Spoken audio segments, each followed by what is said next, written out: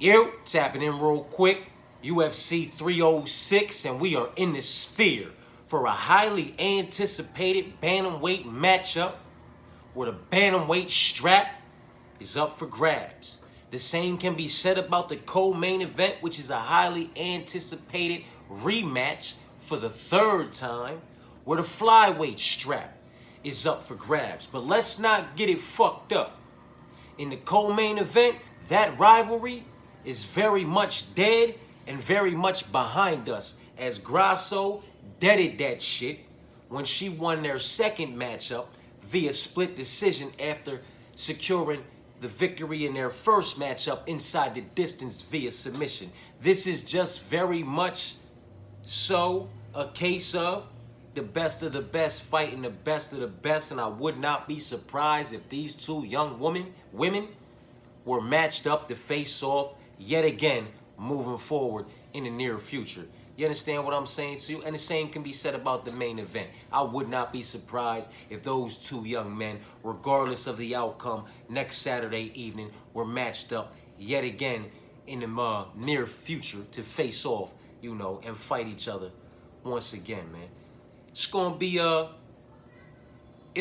a banger of a main card, man. You know what I mean? As of right now, it's not a whole lot to talk about. 10 fights, 5 on the main card, 5 on the prelims. I do expect that to change. Upwards of about 13, maybe 14 fights, you know, come mid next week. Hopefully so. You understand what I'm saying to you? But let's talk about what we have to work with as of right now. And I know that this lineup may not necessarily be the lineup come next week, but it is the lineup that I peeped on Tapology when I threw all this together. So it is the one that we're going to rock with. You understand what I'm saying to you? With that being said, Raul Rosas Jr. against, what is it, Arichi Lang? I don't really know how to say old boy's name. I don't necessarily know that anybody knows how to pronounce his name correctly. So we just going to call him old boy for the sake of not butchering his motherfucking name. You know what I mean? Raul Rosas Jr. against old boy. The pick's Raul Rosas Jr. to get this one done, you know, in some way, shape, form, or fashion, man. I can see him clipping and disconnecting old boy, who is, you know, tough in his own right. But I could see him clipping and disconnecting old boy from his consciousness and getting him out of there via KO, TKO. You know what I'm talking about, inside the distance. I can see him catching him, clipping him, and hopping on him for a club and sub type situation, as well as I can see him getting him down, aggressively searching for the submission, finding it, sinking it in, locking it up, and getting him out of there inside the distance via submission. Or, you know, just getting this one done if old boy survives the full 15 minutes and it goes the whole distance via unanimous decision, via putting old boy in multiple compromisable positions over the course of those 15 minutes. You understand what I'm saying to you? Very, very, very much a relatively easy win for Raul Rosas Jr. in my personal opinion. They really need to up the game with this young man. You know what I'm talking about? It is what it is, and he's like a minus 670 going to minus 700, so he's not wrapped up in anything, you know what I mean?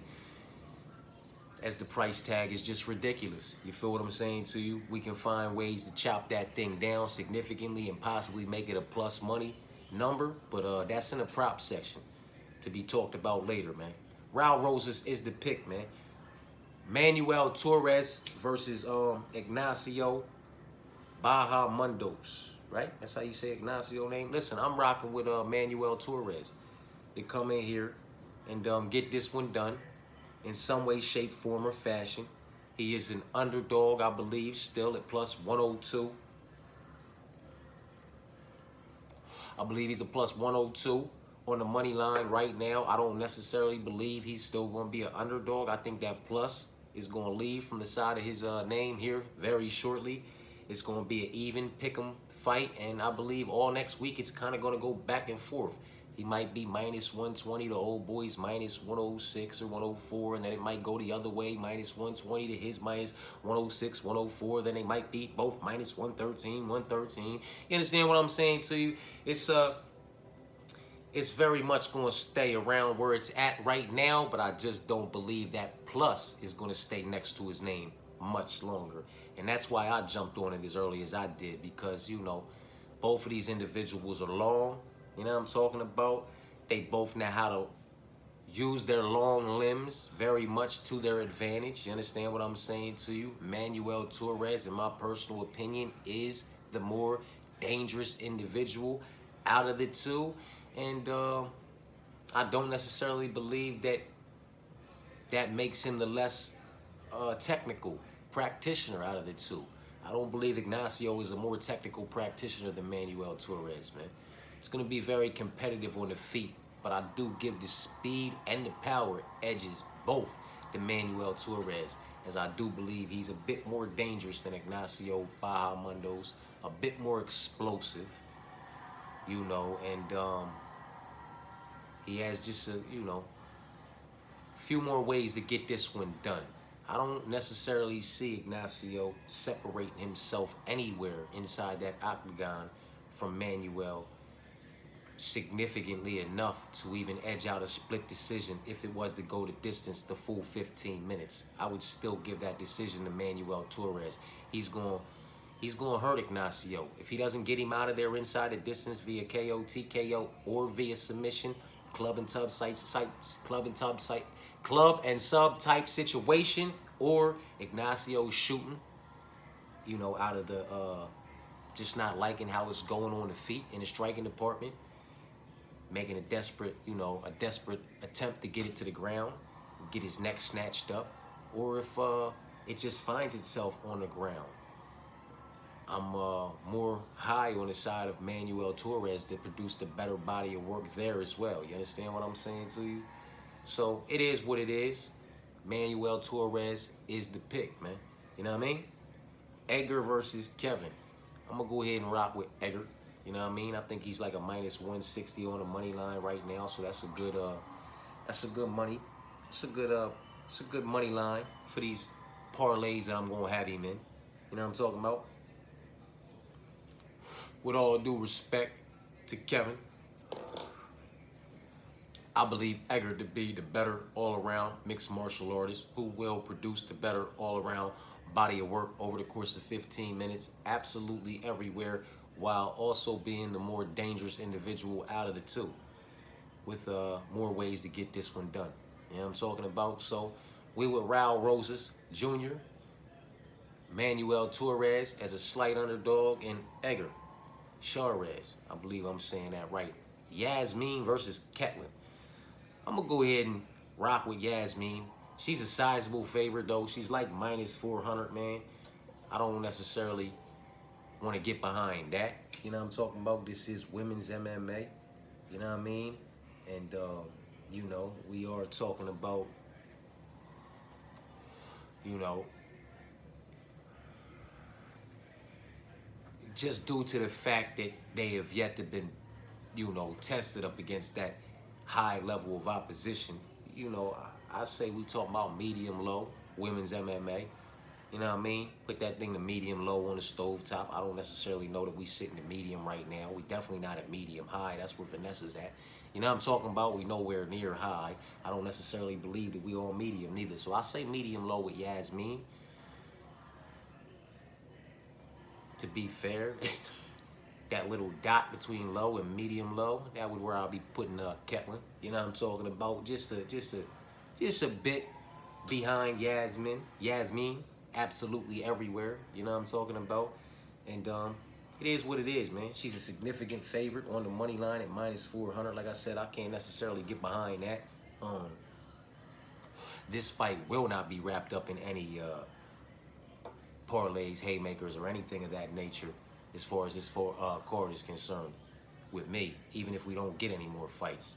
My female women's MMA play will be up there on Grasso and Shevchenko. You know what I'm talking about? But Raul Rosas to get it done over old boy Manuel Torres, to get it done over Ignacio Bahamondes, Edgar Charez to get it done over Kevin, Yasmin over Ketlin, and give me Norma over Irene, man. You know what I mean? If we being honest, the more dangerous individual out of the two is probably Irene. You know what I'm talking about? But the one who I believe will produce the better body of work absolutely everywhere over the course of 15 minutes is Norma. You know what I'm talking about?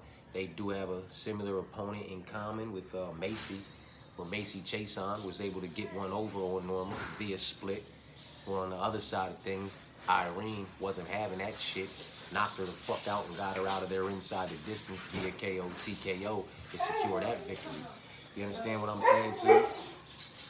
Hence, why I say, one of the reasons I believe anyway, that Irene is the more dangerous individual out of the two. You know what I'm talking about? But I do believe Norma can stay safe in this fight. You know what I'm talking about? If I don't know what the money line is on this one right now, and it doesn't, you know, it doesn't seem that the dogs necessarily agree with my normal pick. But still, it is what it is. I'm gonna rock with her to be the one to get it done, possibly be via split decision. You know what I'm talking about? Maybe a unanimous decision, but more times than not, it's probably gonna be via split decision. If this one gets finished inside the distance, more times than not, it's going to be done by Irene. But I just don't believe she's going to find that clean shot. Norma's movement, her all-around movement, you know, I'm talking about her mobility all together, her foot movement, her head movement, just every, you know, the way she utilizes the octagon. I believe she's going to be able to stay safe and, you know, edge out a decision, whether it's unanimous or a split. You know what I mean? That's it for the prelims as far as that card is concerned as of right now. So we on to the main card. And we got Daniel Zellhuber versus Esteban Ribovics. Two individuals that I like, man. You know what I'm talking about? More so high on the Daniel Zellhuber side. You know what I'm talking about? Esteban took an L to Loic. You know what I'm talking about? Beat Terrence, beat Kirk, and beat the boy, I don't know how to say his first name, Paul's his last name. You know what I'm saying? We're on the other side. You know, old boy Daniel lost to Trey, but was able to beat Francisco, Christos, Lucas. You know what I mean? I rate the individuals that, you know, his wins a bit better than Esteban's wins, Esteban Ribovics wins. And I do rate that loss to Trey as a better loss than the loss to Loic. And Trey, you know, who I caught as a dog before that money line started to switch, just beat Loic. You know what I'm talking about? So it is what it is. You know what I mean? One thing has nothing to do with the other. I do like the reach advantage that Daniel will possess does possess in this matchup. You know what I'm talking about? And while Esteban is dangerous, I do expect Daniel to stay safe, use that reach advantage very much to his advantage, and play the range game quite well, and get this one done via unanimous decision. 2 rounds to 1, maybe 3 rounds to none. And if he catches Esteban slipping in those late minutes because he's trying to catch the finish, maybe he gets it done inside the distance. Brian versus Diego. This is it's a rough one, man. It's a rough one because I don't know that too many individuals would be able to get out of what Volkanovski was able to get out of if Brian gets him in that. But with that being said, it's not a whole lot of individuals that really want to go down and roll around on the ground with Diego Lopez neither. You know what I mean? So it's very much a violent situation when it hits the mat with these individuals. Very much a violent situation with these individuals on the feet, man. I don't see this one going a distance. I don't see Brian surviving and us talking about his durability. I don't want to see it happening. You know what I'm talking about? I don't want to see him all bumblebeat up again, eyes all closed, you know what I'm saying? Snot box leaking, you know, soup cooler just busted all the fuck open, spitting teeth out his mouth at the end of the night, and we just talking about how adorable he was at the end of the fight. You feel what I'm saying, too? I don't want to see that happen to the young man. You know what I mean? And I don't necessarily believe that's what's, you know, going to be. I think Diego's going to get him up out of there. inside the distance via KO, TKO, or submission. I will have a play on that in the prop section for double chances. You understand what I'm saying to you? Because I think he gets him out of there, man. Brian might be a little bit too confident in his game and try to take it to the ground and get himself submitted, searching for the submission. Might get himself knocked out before he ever gets the opportunity to search for that submission. You know, it is what it is, man. It's one of those situations where I feel like, you know, Brian's best days are very much behind him, and Diego's are still in front of him. We've yet to see him, and it might be another spectacular performance by him, you know, when this card takes place, man. Ronaldo versus O'Day. Give me O'Day, man. O'Day's at a dog tag 2 right now. You can give me O'Day. I'll take him, man. Nothing impressive about Ronaldo. You understand what I'm saying to you in any way, shape, form, or fashion, man? And where's that, man? You can't deny that the win over Charles Johnson, that's a good win. You know what I'm saying? We could do without some of the losses, but that win over Charles Johnson's a good win. And he beats the individuals he's supposed to beat, in my personal opinion, man. CJ, Jerome Rivera, you know what I'm talking about? And, you know, the other 2 individuals whose names I can't even fucking pronounce. Like, he wins the fights he's supposed to win. You know what I mean? And we could do without the Tyson Nam loss. I ain't gonna holler, you know, frown on this man about Manal, Cop, Azu, Hafel. You know what I mean? I ain't even gonna frown on him about Brian Kelleher, man. Brian Kelleher, very solid, very well-rounded. Produces a very good body of work and has been robbed a couple times, in my personal opinion, by the judges. So you can't be mad at him for that loss, neither, in my personal opinion. You know, old boy though, Ronaldo, he beat Bondor. Come on, man. Beating Bondor is nothing to brag to nobody about, my personal opinion, and he lost to Jerome Rivera. You know what I mean? Like I said, one thing has nothing to do with the other, but give me the experience on the O'Day side, the experience of facing a higher level of opposition, the advantage of being a higher level of opposition in his own right, in my personal opinion, and the physical attributes, you know, as far as the reach advantage. I'll take all of that, man. Give me O'Day at a dog tag, man, against Ronaldo. And then give me Alexa to go ahead and Valentina yet another loss, man. 3 in a row, 3 strikes, you're out. You know what I'm talking about? It's going to the cards, in my personal opinion. The takedowns will be secured.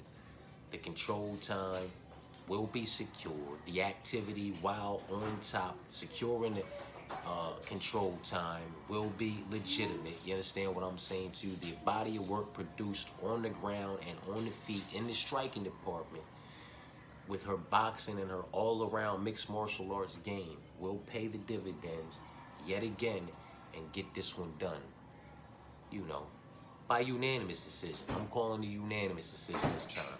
Possibly knockout, KO, TKO inside the distance. Listen, she done it via submission. She done it via split decision. Now I'm calling on her to do it via KO, TKO inside the distance or via unanimous decision. But either way you look at it, man, with all due respect to Shevchenko, she's another one behind Brian, who I feel like her best days are just behind her, man. Amanda Nunes did it right and got the fuck on up out of here, man. You know what I'm talking about? She righted her wrong and then got the fuck on with her life. You understand what I'm saying to you? Valentina should have been gone, man. She's trying to right this wrong before she leaves, and it's not going to work out for her, in my personal opinion. On to the main event. This is the only one that I don't just have a motherfucking mark next to. You know what I mean? I ran down these pretty much, bang, bang, bang, bang, bang. I know who I want, you know what I mean? Who, you know, how they gonna get it done, in my personal opinion anyway. But this main event, man, I mean, this main event's tough, man. It's tough. I don't give a fuck what anybody says. It's tough, man. You know what I mean? Sugar Sean gets it done for the most part via KO, TKO inside the distance. Merab has never been finished via KO, TKO inside the distance. He's only been finished inside the distance via submission. And granted, Sean does have 2 finishes inside the distance via submission. But against Merab, he's not going to get him. He's not going to get Merab down and submit him. He's not going to catch Merab slipping while Merab's coming in for the takedown. As far as the submission's concerned, he might catch him, slip him, and clip him and disconnect him from his consciousness for the very first time. You know what I mean? Because I've said it many times before, and I can't just go against it because I fuck with both of these individuals. How many times have we seen somebody who's never been knocked out, their whole career get knocked out for the very first time inside the UFC octagon? So it is what it is, man. I look at it like this. If this thing goes to the cars, if this thing goes the full 25 minutes, in my personal opinion, it is undeniably Merab Dvalishvili by unanimous decision, hands fucking down. Nobody's even going to be thinking about it. Sean's already going to be over there like, you know what I'm saying, ready to just clap and walk the fuck off. You know what I mean? Ready for the rematch, ready for the run back. But if this shit ends inside the distance, via KO, TKO, or via submission, more times than not, man, it's Sean O'Malley taking that victory. You know what I'm talking about? So this is I got question marks all over this, and I am glad it's the main event because I just need to have nothing to do with it, man. I need to have absolutely nothing to do with this because either Sean's going to clip him and disconnect him from his consciousness for the very first time in his entire career and get him out of there to, you know, hold on to that title, or he's not. And Merab's going to take that belt from him via unanimous decision if it goes the full 25 minutes because, trust me, I could see Sean cracking him, hurting him, but not getting him up out of there. And then Merab just going crazy and holding him down and hitting on him and transitioning and moving around for almost 4 minutes of the next round. You know what I'm saying? So it just completely wipes all that the fuck away. And here they are again, neck and neck going into the next round. You know what I'm saying? And it's just more of the same shit. This could very much be back and forth. But if Sean is smart, which I know he is, because Merab, as smart as he is and as sharp as his fight IQ is, he made himself look about as sharp as a motherfucking marble when he posted that motherfucking shit, you know, where he got split. Keep that to yourself. If you still gonna fight and you getting that stitched up, and do your best to just keep that to your motherfucking self, man. Because see, now I know where to pop at you at, man. Now you got that scar tissue, and you got fresh scar tissue too, man. And I got a decent reach advantage on you, man. Well, I got 4 inches in reach, 5 inches in height. You know what I mean? 4-year youth advantage, 29 to 33, but they're both very much in their prime right now. So that doesn't make a difference in my personal opinion. It's the 5 inches in height and the 4 inches in reach for those kicks and those jabs. You know what I'm talking about? For those teeps, those obliques, those 1-2s down the pipe, just whatever he wants to do with you all fucking night. Now, I get it. Early, you might not want to be throwing those teep kicks and shit at Merab because very Frankie Edgar-esque. He'll catch that motherfucker, pull it in, and push you down. You know what I mean? And work on you from the ground like that, from the middle of the octagon where you can't, you know, scoop to the motherfucking cage and get the fuck back to your feet. Makes it a little bit harder, you know what I mean? So he might not want to throw those kicks and those teeps early, you know what I mean? But they still work for him with that height and that reach advantage, you know what I'm saying? It's very much a messy fight because I don't know, man. I don't know that he can stuff enough of these like, you see the way this man been going crazy. I don't know if he can stuff enough of the takedowns and then get back up enough. Get back up quick enough times. You know what I mean? To be able to still put out a decent amount of numbers in the strikes and significant strikes columns and do a bet, you know, produce a good amount of work in that department to win a decision over 25 minutes. Like, I really feel like he needs to get the finish, man. You know what I'm talking about? Because Merab is a fucking machine, man. He's a tank. He just keeps on coming and coming and coming every motherfucking round, just relentless, and he's not reckless. He's relentless. There's a fucking difference, you know what I'm talking about? So you got to be on your shit. But at the same time, if if he's able to secure these takedowns early and often and gets comfortable doing so, and Sean's able to stay safe, then Sean can start to set traps and then BOW! Just catch him and clip him and disconnect him from his consciousness when he, goes for that same sequence again. You know what I'm talking about? Of takedowns.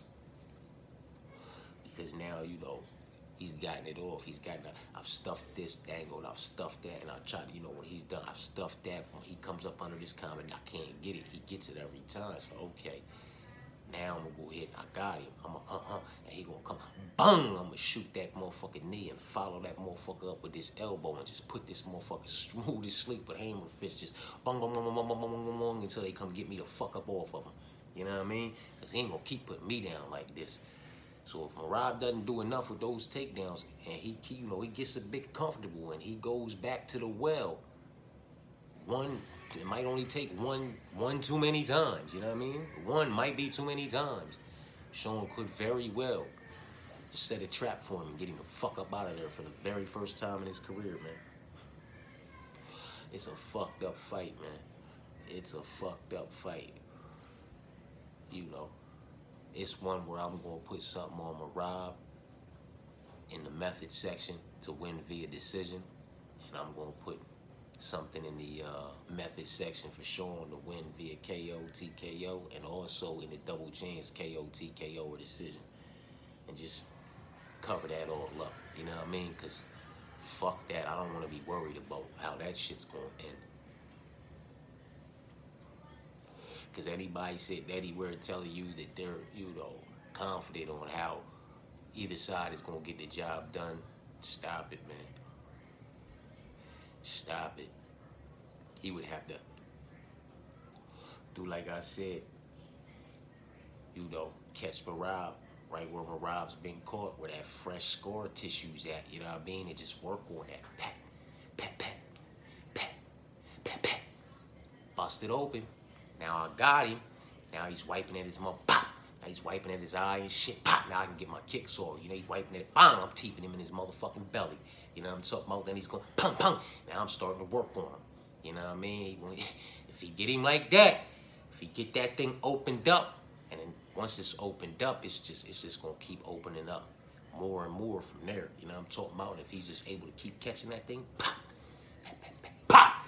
Just pop, pop, pop, pop. Working them power, setting them power shots up, and just piecing them the fuck apart. Little by little, man. Not only will that motherfucking cut start to open up, and that eye start to close up, and the blood start to fuck with the vision, but the spirit, the mentality, his mental, all of it, it'll all just start to come apart, man. You know what I'm talking about? We've never seen it before, man, but we've never seen anybody do it before either, man. And he posted that dumbass video showing us where he gonna have some dumbass scar, fresh scar tissue at, man. You about sharp as a marble for that one, man. For a motherfucker who's fight IQ, I've been high on, you about as sharp as a fucking marble for that one, man. Because now he knows exactly where to work at. Pop, pop, pop, pop, pop. Set them power shots up. All he needs is one or two. One or two with them little gloves right there on that fresh scar tissue. It's open right up, and then that motherfucker's leaking, and now you wiping at the eye, and you worrying about the wrong shit. You know what I mean? Once you start worrying about this, you worried about the wrong shit. Because you not seeing something that's coming. You know what I mean? It is what it is, though. It's UFC 306. We are in the Sphere. It is a main event, bantamweight, highly anticipated matchup where the bantamweight strap is up for grabs, as well as in the co-main event. It's a highly anticipated rematch for the third time, where that flyweight strap is up for the match, man. Up for the grabs. Listen to me, man. Tree got me going crazy at the end of this video. We in the Sphere, though. This is somewhere we ain't never been, and we ain't never gonna be again, if I'm not mistaken. So you would like to think that every one of these individuals is gonna be coming out here with the intention of of making a motherfucking statement and finishing their fight in spectacular fashion. You understand what I'm saying to you? So, give me Raul Rosas to get it done via submission, round 1. Give me Manuel Torres to get it done via KO, TKO.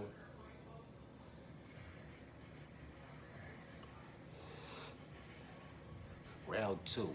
Give me Edgar Chairez to get it done via KO, TKO, or submission inside the distance at some point in time, in some way, shape, form, or fashion.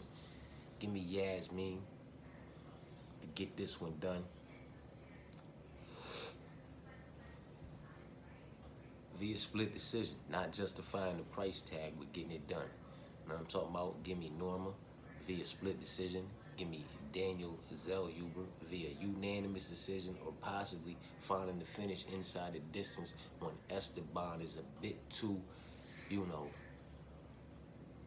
aggressively and recklessly searching for the finish in his own right in those late minutes because he's down probably 2 rounds to 1. You know what I'm talking about? I mean, 2 rounds to none. You know what I'm talking about? Give me Diego inside the distance via KO, TKO, or submission. Give me O'Day Osborne inside the distance via KO, TKO, or submission. Give me Alexa Grasso inside the distance, or via KO, TKO, or via decision. You know what I'm talking about? So I got her winning via knockout or via decision.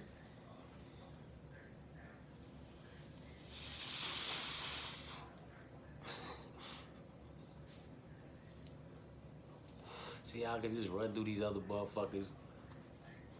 I just hit that motherfucking speed bump, which is the main event, that roller block, which is showing him around. Jesus.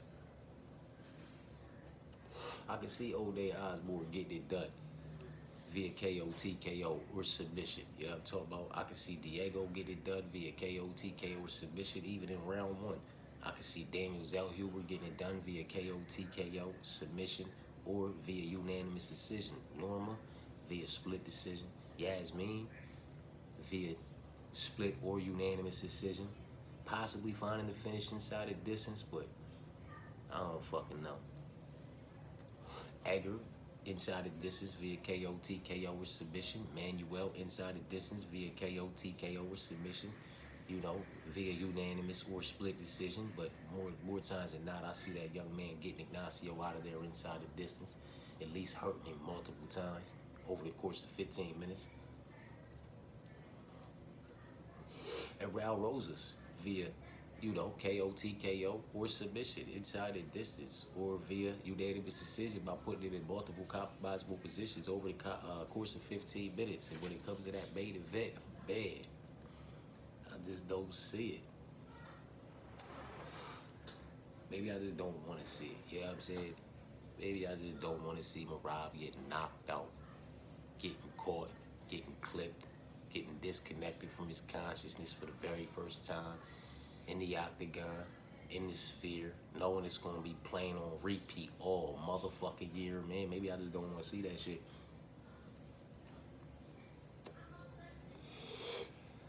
What I'm going to tell you is this. If it goes the full 25 minutes, I think it's Merab. I think he's the one that gets the nod for the decision. But if it ends inside the distance, which it probably will, and it's shown via KO, TKO, he probably gonna clip it. Man. All he has to do is work on that motherfucking fresh scar tissue, and he knows it. He knows it, man. He knows it. He's faster. He's more accurate and precise. That's all day, every day, even though it's Sunday. You know what I'm saying? He's only beat in the wrestling and grappling departments. You understand what I'm saying to you? But his takedown defense has gotten quite nice. The knees, up the middle, the elbows now. Huh? Better watch out for these elbows now when you coming in for these motherfucking takedowns, man. Huh? Everything is up. Everything is good. You can catch these from every motherfucking angle. Huh? Better watch out. I to see Sean knocking him out like that, man. Couple smooth, clean elbows to the temple. Mop, mop. You know what I mean? And Molly whop his ass on the way down for good measure. Like I told you so, motherfucker. Boom! Secure your back door when it comes to that main event, man. For me, motherfucker, nobody else might not like this. But for me, I do. Daniel Zellhuber, Diego Lopez, and Edgar Chairez. 3 legs, 3 favorites at plus 267. That's Daniel, Diego, and Edgar at plus 267. Now me, I add in Manuel as a slight dog, and that takes it to plus 643 because he has that plus next to his name. So that's Daniel, Diego, Edgar, and Manuel at plus 643, and then O'Day at plus 1639. You know what I'm talking about? So you got Daniel Zellhuber, Diego Lopez, and Edgar Chairez at plus 297. And you add a 4th leg, Manuel Torres, and that's plus 1643. Oh, that's plus 643, my bad. So Daniel Zellhuber, Diego Lopez, Edgar Chairez, and Manuel Torres, they come together at plus 643.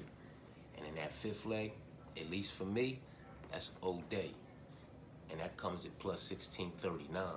So Daniel, Diego, and Edgar, 267, plus Manuel, 643, plus O'Day, 1639. Maybe it's not for you, but I got something on it. You know what I'm talking about? Appreciate y'all for tapping in, man. It is what it is. More fights should be added, so I'll be tapping back in. And, you know, we'll get to talking about some of these parlays later on in the weekend. Appreciate y'all for tapping in.